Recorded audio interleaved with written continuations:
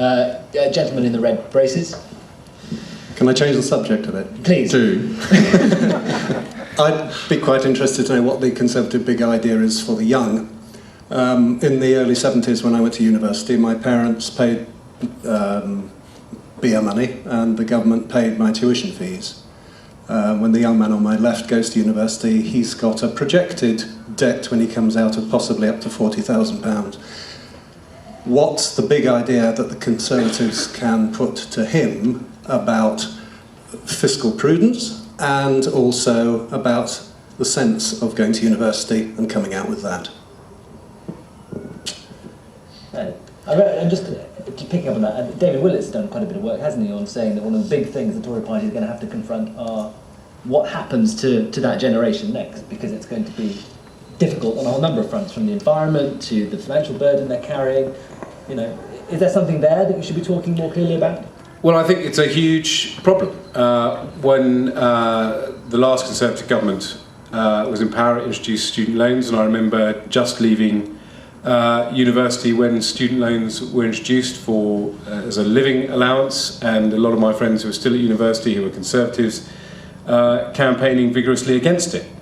I remember when the government introduced tuition fees, we opposed the introduction of tuition fees under Michael Howard, but given that Peter knows so much about what's going on inside the Tory party, I'll tell you what I knew that was going on inside the Tory party at the time, which was there was quite a vigorous debate about whether it was actually credible to oppose tuition fees in the future. And when David Cameron became leader, we changed our policy and we supported the principle of tuition fees. Now, I don't think you can be credible about the expansion of universities, nor can you be credible, I think, about the independence of universities by saying that you would abolish tuition fees or abolish student loans. So I think that tuition fees and student loans are here to stay.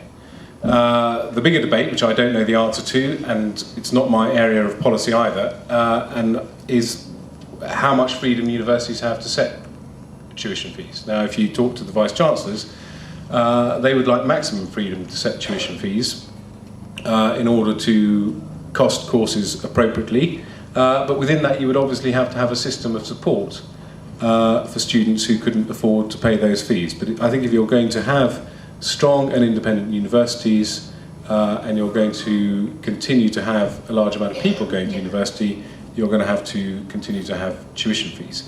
The much bigger question, of course, is yes, we've come to the end of a period of sustained economic growth that's, broadly speaking, been going on for 15 years.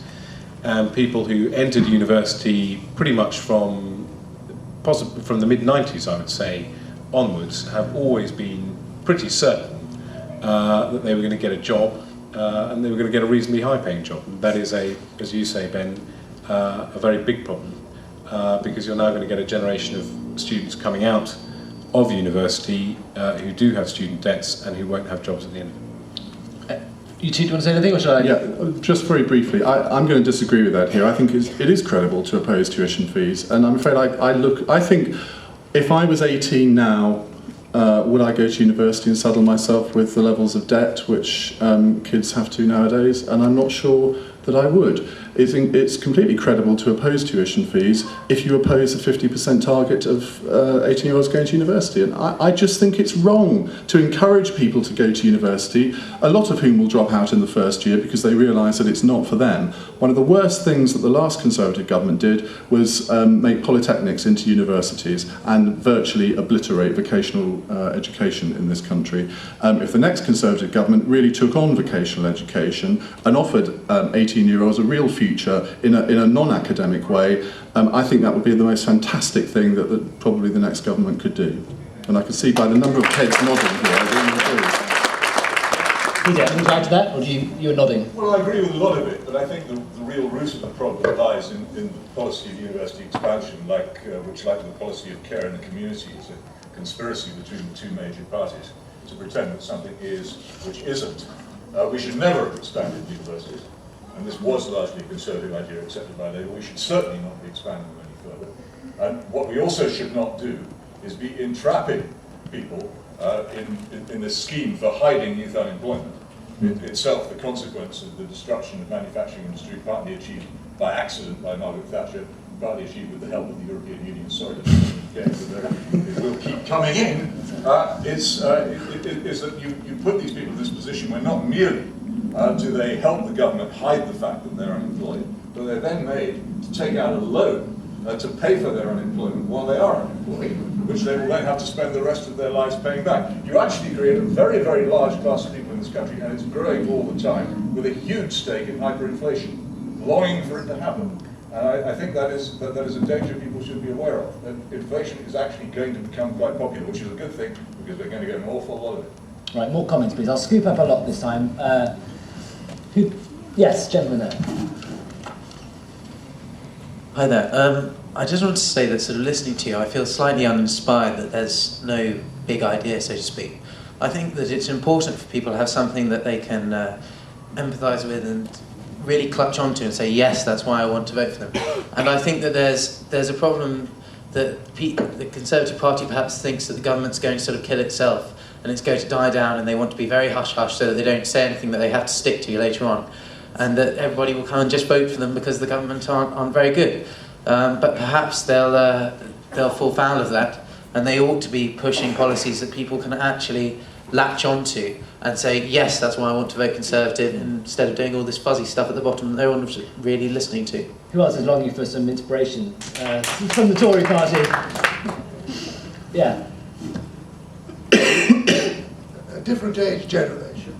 But my big idea is to live in a country in which taxation doesn't exceed 35% of GDP, where our trade balance at best is level, that we're not trading at a deficit year after year after year, and where, in spite of the fact that government taxation is at 35% of GDP and not at 45%, as it currently is, or maybe even higher, that we don't have a government that continually overspends and borrows money and turns this country into a victim of overseas interests, the Middle East, China, India, you name it.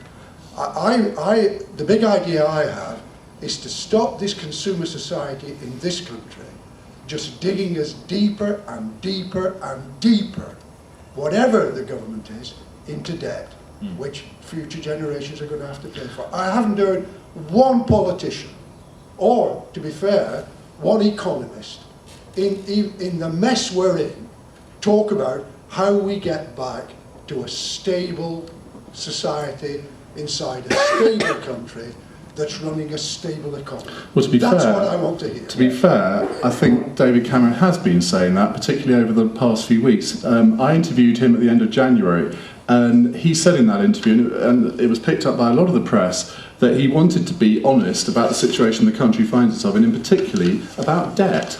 And a lot of his language, you will see over the past few weeks, has actually been quite Thatcherite and talking about sound money, not borrowing more than you can afford. But these are not things that you can categorise as big ideas. They ought to be, but they're not sort of things that get people talking down the dog and duck.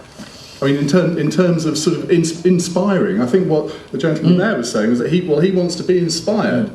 And I agree, we'd all love to be inspired by politicians, but I don't think we're in an age where you could have that kind of sort of rhetorical language that does sort of get people off their seats and sort of applaud wildly. It's just sort Obama of has just happened.